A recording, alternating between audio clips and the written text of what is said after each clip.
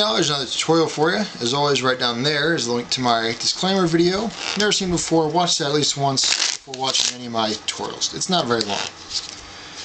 Now, you do enough card tricks for people, eventually someone's going to say something along the lines of, you know, I bet no one likes to play poker with you or something. So then this is the trick I like to go into at that point, you know. Say, you know, I wanted to cheat at poker. I would want to give myself a royal flush every single hand. That might be too obvious. Let's say, you know, if I had 3 jacks, it's a pretty good hand. It's going to win most of the time, but it's not going to make anyone suspicious. So if I need to stack the deck, I need a card off the deck and a jack, and a card off the deck and a jack, and a card off the deck and a jack. So if I were to deal the cards out right now, with those the way they are, then you would have the 3 jacks, right? So that's, you know, I could do that, but personally I like to try and keep the 3 jacks right on the top there for easy access, just so I can have them whenever I want.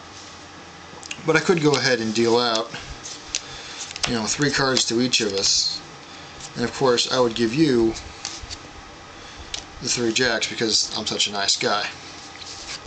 But I can do more than that with the jacks, but first let's mix them up a little bit first. Alright, so I'll give, you know, say 3 for you and 1 for me, and 3 for you and 1 for me. How many cards would you like me to put in these piles? Say 3, 4, or 5. Let's say you said 4. Alright, so we have, you know, 4 piles like so. What order would you like these stacked in? We'll say you said like that, since you're not here. I'll deal out 4 poker hands this time.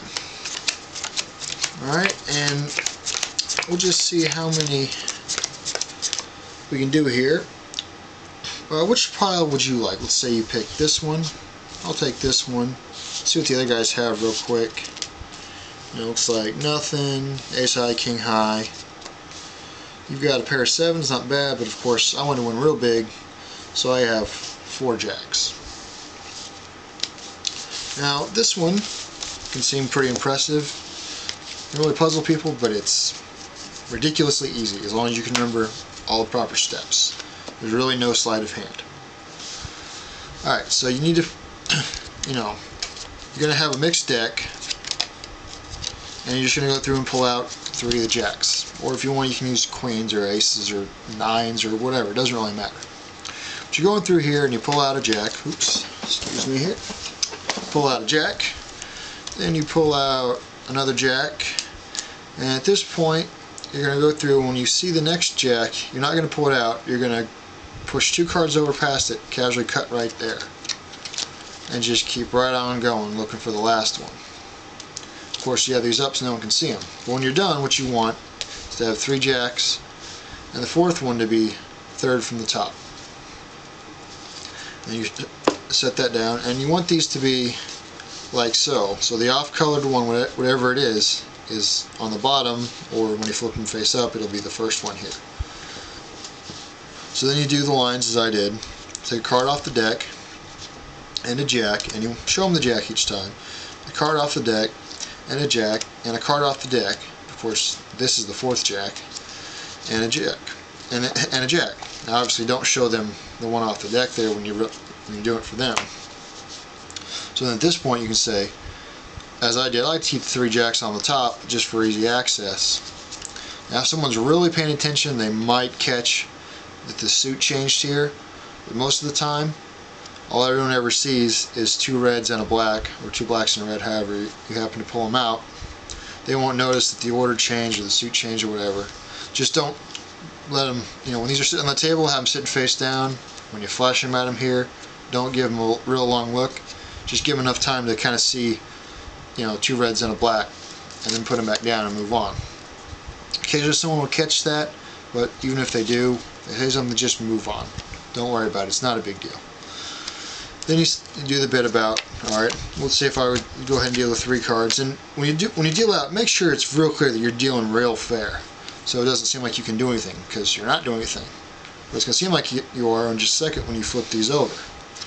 And when you do flip those over, you do need to grab another card off the top and flip those over, because you need to have 4 cards here at the end of this.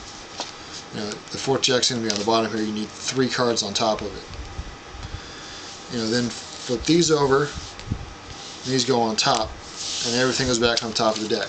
So you've got 4 random cards, or excuse me, 3 random cards, and then the 4 jacks is how the setup will be at this point. You're not going to be able to look at that, but if you're trying to follow along, that's how you should be. And then you say you're going to deal 3 for them and 1 for you. And about this point, ask them if they want 3, 4, or 5 cards in these piles. And it doesn't matter how many they pick. You could do any number really, 3 or more, up to about 13. But say 3 or 4 or 5, that keeps it to a nice manageable number of cards. And if they say 4, we get to 4. We get to the last one. You want to slide it over like so. And the reason you need to do that is because when you're dealing these down, the jack is the second card from the bottom in all the piles. But in this pile, it's on the very bottom. And you want it to be second from bottom of all. So for the last card, just casually slide it under to pick everything up, set it over to the side like this, so you have a nice even row now. And then they can stack. You ask them to tell you what order you want them stacked in, and it doesn't matter because the jack is third in every single pile. So they're going to be evenly spaced through here, no matter what. Now, however many cards they said to put down for that last part, 3, 4, or 5, that's how many piles you need to deal this time. Because it was 4 cards, I need to deal 4 hands. If it had been 3 cards, I'd only deal 3 hands. All right, that's very important. So you're going to deal however many poker hands. And after you get 5 cards down, ask them which hand they want. If you're lucky, they'll pick this one, the second from your right. If you deal 5 hands out, it would be this pile. But since you're only dealing 4, it's the second from the right, from your right when you're doing this. If you're lucky, they'll pick that one. That gives you the best ending. If not, it's not a big deal. If they don't pick this one, then you take this one. So if they pick that one, just say you'll take whichever one, doesn't matter. Look at the other guy's hands and see what they have. There's 2 pair in that one actually. Whatever, doesn't matter. 2 pair in that one, in fact. That's weird. Yours is junk, and of course, with theirs, you're a nice guy, you give them all 4 jacks. If they happen to pick that one, that gives you the best ending because now you have all 4 jacks, plus it appears that you knew which hand they were going to pick. Of course you didn't. If they happen to pick that one, it gives you an extra little bonus. If they don't pick that one, then you end up with all 4 jacks instead. It's not that big a deal, but it's a nice little bonus if they happen to pick it. If they say, what if I picked a different hand, just say, but you didn't pick a different hand, did you? And move on. So that's jack stacking. Have some fun with that.